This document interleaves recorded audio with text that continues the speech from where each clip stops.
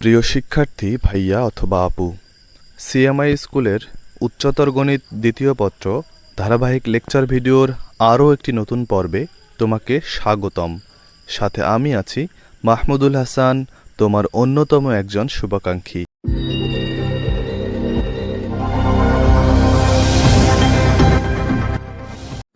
বিগত পর্বে আমরা কণিকের সাধারণ সমীকরণ প্রতিষ্ঠা করেছিলাম, এরকম একটা সাধারণ সমীকরণ। এখন আজকের পর্বে আমরা দেখব যে কোনো একটা কণিকের সমীকরণ থেকে কিভাবে বোঝা যাবে সেটা কোন কণিকের সমীকরণ, সেটা বৃত্ত নাকি উপবৃত্ত নাকি পরাবৃত্ত নাকি অধিবৃত্ত। প্রথমে আসি, বৃত্ত হওয়ার শর্তটা কি। একটা কণিক বৃত্ত হওয়ার শর্ত হচ্ছে যে এক্স স্কোয়ার এবং ওয়াই স্কোয়ারের সহগ দুইটাকে অবশ্যই সমান হতে হবে এবং সেখানে h=0, তার মানে এক্স ওয়াই যুক্ত কোনো পদ থাকতে পারবে না। তার মানে বৃত্ত হতে হলে এক্স ওয়াই জাতীয় পদ কখনোই থাকা যাবে না এবং এক্স স্কোয়ার এবং ওয়াই স্কোয়ারের সহগ সমান হতে হবে। যেমন এই সমীকরণ দেখো, এক্স স্কোয়ার এবং ওয়াই স্কোয়ারের সহগ সমান এবং সেখানে এক্স ওয়াই যুক্ত কোনো পদ নেই, তার মানে এটা হচ্ছে একটা বৃত্তের সমীকরণ। তার মানে কোনো একটা সমীকরণ বৃত্ত হবে কিনা এটা টেস্ট করার জন্য আমাকে প্রথমে দেখতে হবে এক্স ওয়াই যুক্ত পদ থাকা যাবে না এবং এক্স স্কোয়ার এবং ওয়াই স্কোয়ারের সহগ অবশ্যই সমান হতে হবে। এরপরে আসি, কোনো একটা সমীকরণ উপবৃত্ত হওয়ার শর্ত কি। উপবৃত্ত, পরাবৃত্ত এবং অধিবৃত্তের ক্ষেত্রে এক্স ওয়াই যুক্ত পদ থাকতে পারে। আমার প্রথমেই দেখতে হবে এক্স ওয়াই যুক্ত পদ আছে কিনা। এক্স ওয়াই যুক্ত পদ যদি থাকে এবং সেই সমীকরণে যদি H square minus a B এর মান 0 থেকে ছোট হয় তাহলে বুঝতে হবে সেটা একটা উপবৃত্তের সমীকরণ। এখন যদি এক্স ওয়াই যুক্ত পদ না থাকে তাহলে উপবৃত্ত হওয়ার শর্ত হচ্ছে সেখানে এক্স স্কোয়ার এবং ওয়াই স্কোয়ার কখনোই, এক্স স্কোয়ার এবং ওয়াই স্কোয়ারের সহগ কখনোই সমান হবে না। তার মানে কোনো একটা সমীকরণে যদি দেখো এক্স ওয়াই নাই এবং এক্স স্কোয়ার এবং ওয়াই স্কোয়ারের সহগ ভিন্ন, তার মানে সেখানে উপবৃত্ত হওয়ার একটা সম্ভাবনা আছে। যেমন এই সমীকরণগুলোতে দেখো যে এক্স ওয়াই যুক্ত কোনো পদ নেই, এ এবং বি অবশ্যই আলাদা। তবে উপবৃত্ত এবং পরাবৃত্তের ক্ষেত্রে একটা জিনিস মাথায় রাখতে হবে যে সেখানে এক্স স্কোয়ার এবং ওয়াই স্কোয়ারের চিহ্ন একই থাকবে। একটা সমীকরণ পরাবৃত্ত হবে কিনা সেই ব্যাপারটা খুব ইন্টারেস্টিং। আমরা প্রথমেই দেখব সেখানে এক্স ওয়াই যুক্ত পদ আছে কিনা। যদি এক্স ওয়াই যুক্ত পদ থাকে তবে সেক্ষেত্রে দুইটা কথা অবশ্যই অ্যাপ্লিকেবল হবে। একটা হচ্ছে এক্স স্কোয়ার এবং ওয়াই স্কোয়ারের সহগ অবশ্যই পূর্ণবর্গ হবে এবং সেখানে h square is equal to a b অবশ্যই হবে, অর্থাৎ h square minus a b এইটা অবশ্যই 0 হবে। তার মানে তুমি যদি দেখো এক্স ওয়াই আছে এবং এক্স স্কোয়ার এবং ওয়াই স্কোয়ারের যে সহগগুলো আছে সেই সহগগুলো হচ্ছে পূর্ণবর্গ, তাহলে তুমি নিঃসন্দেহে বুঝতে পারবে সেটা হচ্ছে একটা পরাবৃত্তের সমীকরণ। আর যদি এক্স ওয়াই যুক্ত পদ না থাকে তাহলে মজার বিষয় হচ্ছে এক্স স্কোয়ার অথবা ওয়াই স্কোয়ারের মধ্যে যে কোনো একটা অনুপস্থিত অবশ্যই থাকবে। পরে দেখি যে পরাবৃত্তের সমীকরণগুলো এক্স ওয়াই না থাকলে কেমন ফরম্যাটে হতে পারে। যেমন y square is equal to 4ax, এটা হচ্ছে পরাবৃত্তের একটা আদর্শ সমীকরণ। একইভাবে x square is equal to 4ay এরকম ফরম্যাটে থাকতে পারে।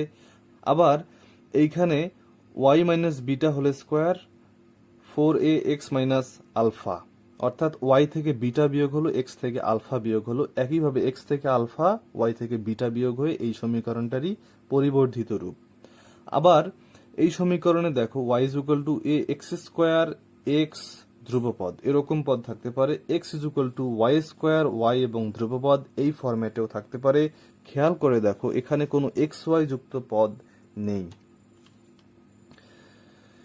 তাহলে কোনো একটা সমীকরণ পরাবৃত্ত হওয়ার ক্ষেত্রে আমার প্রথমে কি কি দেখতে হবে যে এক্স স্কোয়ার এবং ওয়াই স্কোয়ারের সহগগুলো অবশ্যই পূর্ণবর্গ হবে যদি এক্স ওয়াই যুক্ত পদ থাকে এবং অবশ্যই একই চিহ্ন যুক্ত তো অবশ্যই হবে, সেটা আমরা আগেই বলেছিলাম।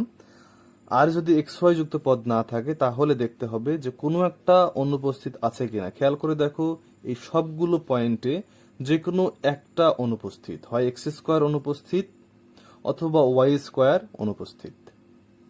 সর্বশেষ মজার টপিক হচ্ছে অধিবৃত্ত হওয়ার শর্ত, যে যদি এক্স ওয়াই যুক্ত পদ থাকে তাহলে আমি সেখানে h square minus a b এইটা দেখবো 0 থেকে বড় হয় কিনা। তাহলে একটু খেয়াল করো, যখন এক্স ওয়াই যুক্ত পদ থাকে তখন উপবৃত্তের ক্ষেত্রে H square minus a B এই বিয়োগফলটা ছিল নেগেটিভ, যখন পরাবৃত্ত ছিল তখন এটা ছিল 0 এবং অধিবৃত্তের সময় এই বিয়োগফলটা হচ্ছে পজিটিভ যখন এক্স ওয়াই যুক্ত পদ থাকে। তবে অধিবৃত্ত চিহ্নিত করতে এত কিছু হিসাব করতে হয় না। অধিবৃত্তের ক্ষেত্রে এক্স স্কোয়ার এবং ওয়াই স্কোয়ারের সহগ অবশ্যই ভিন্ন হবে। এক্স প্লাস হলে এটা মাইনাস, এক্স মাইনাস হলে এটা প্লাস, অবশ্যই অধিবৃত্তের ক্ষেত্রে ভিন্ন চিহ্ন হবে। তাহলে একটা জিনিস খেয়াল করো, কোনো একটা সমীকরণ দিলে আমি প্রথমেই দেখব সেটা বৃত্ত কিনা অথবা অধিবৃত্ত কিনা, কারণ বৃত্ত এবং অধিবৃত্তকে চিহ্নিত করা খুব সহজ। কারণ বৃত্তের ক্ষেত্রে এক্স স্কোয়ার এবং ওয়াই স্কোয়ারের সহগ একই রকম থাকবে এবং এক্স ওয়াই থাকা যাবে না। অধিবৃত্তের ক্ষেত্রে এক্স স্কোয়ার এবং ওয়াই স্কোয়ার একটা প্লাস হলে আর একটা মাইনাস, একটা মাইনাস হলে আর একটা প্লাস অবশ্যই হবে। এই দুইটাকে চিহ্নিত করা খুব সহজ। এখন আমাদের পরাবৃত্ত এবং অধিবৃত্তের ক্ষেত্রে পরাবৃত্ত হওয়ার শর্তটা আমি আগে খুঁজব। কারণ কি, পরাবৃত্তের ক্ষেত্রে যদি এক্স ওয়াই থাকে তাহলে এক্স স্কোয়ার এবং ওয়াই স্কোয়ারের সহগগুলো অবশ্যই পূর্ণ বর্গ হইতে হয়। আর যদি এক্স ওয়াই না থাকে তাহলে আমার দেখতে হবে এক্স স্কোয়ার এবং ওয়াই স্কোয়ারের মধ্যে যে কোনো একটা অনুপস্থিত। এই তিনটা কেস যদি ফিল আপ না করে তাহলে চোখ বন্ধ করে সেটা অধিবৃত্তের সমীকরণ, চোখ বন্ধ করে সেটা উপবৃত্তের সমীকরণ। আশা করি যে কোনো সমীকরণ দিলে তোমরা সেটা কোন কনিকের সমীকরণ বুঝতে পারবে। আমরা কয়েকটা উদাহরণ দিয়ে অবশ্যই দেখব। প্রথম যে উদাহরণটা দেওয়া হয়েছে সেখানে দেখো যে এক্স স্কোয়ার এবং ওয়াই স্কোয়ারের সহগ আলাদা, তার মানে বৃত্ত হওয়ার সম্ভাবনা নাই। দুইটার চিহ্ন একই, তার মানে অধিবৃত্ত হওয়ার সম্ভাবনা নাই। আমার দেখতে হবে উপবৃত্ত বা পরাবৃত্তের মধ্যে কোনটা।